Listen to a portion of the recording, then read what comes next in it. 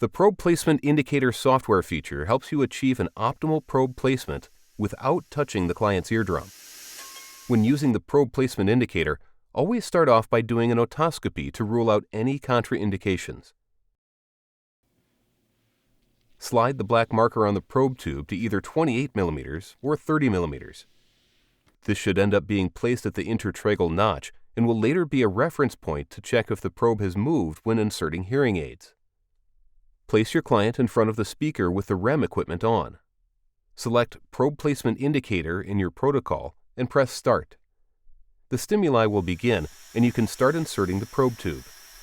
When it reaches within 5 mm of the eardrum, the bar will turn green and a chime will sound to indicate that the probe tube is placed correctly. Continue with the opposite ear by pressing the Continue button.